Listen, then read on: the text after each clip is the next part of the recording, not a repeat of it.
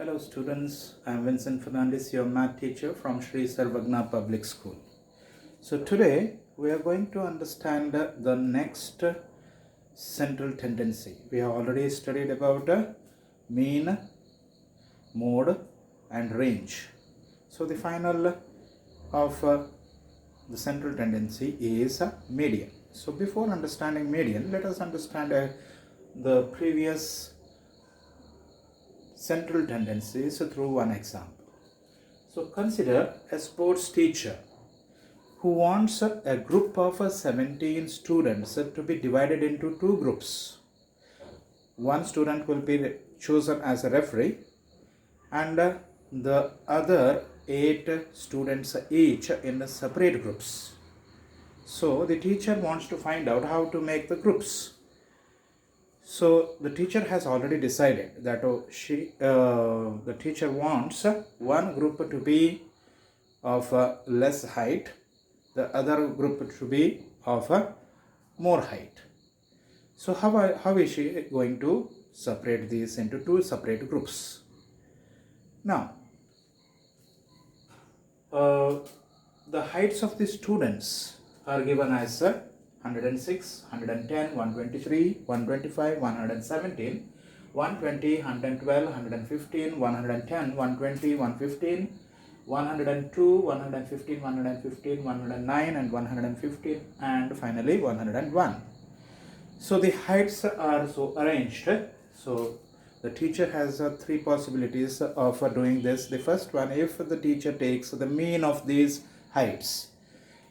So mean means to add all the heights, that is all the observations are to be taken and its sum is to be found out, and the number of observations is totally 17, right? So divide it by 17. So if you add it, it will be 1930. All the sum of all the heights is 1930. If it is divided by 17, we get a number as 113.5. Round it off as 113 or 114. Okay, so students who have less than 113 in one group and more than 113 in another group, if this way it is separated, then one group will have 7 students and the other group will have the remaining students.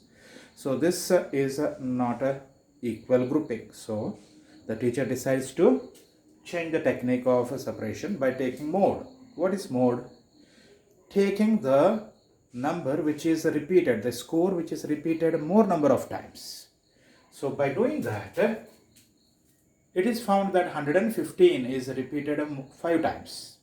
So if that is taken and 115 left side and 115 right side, the scores are divided, it is seen that again less than 115 height will be 7 students and the remaining students will be in another group. So this also will be not a proper way of grouping. So the teacher has to now take the third method. Let us try the third method. The range is not useful here because it is a difference between the highest score and the lowest score. The highest score is 125 and the lowest score is 101. So that is a difference of only 24. If it is taken, we won't see any use of that technique here.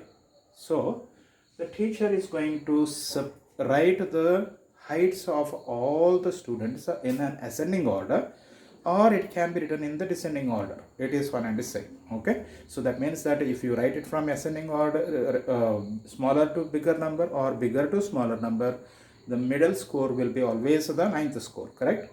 So this teacher has arranged the heights in their ascending order. That will be easier, right? So 101, 102, 106, 109, 110, 110, 112, 115, 115, 115, 115, 115, 117, 120, 120, 123 and 125. So now if you are going to check out, the ninth score is here 115. So below this there is only 115 one time, that's all. The other scores are all in the more height students, correct? So the teacher will be able to take this 115 by middle score, person to be the referee of the match, and the remaining 8 students in one group, and right side 8 students in the another group.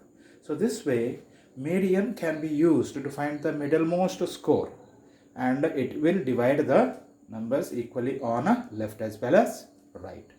Now in this technique, as we have seen, there were 17 scores, that means odd number of scores. So it was easy for us to find out which was the middle term. If there are even number of scores, then what to do?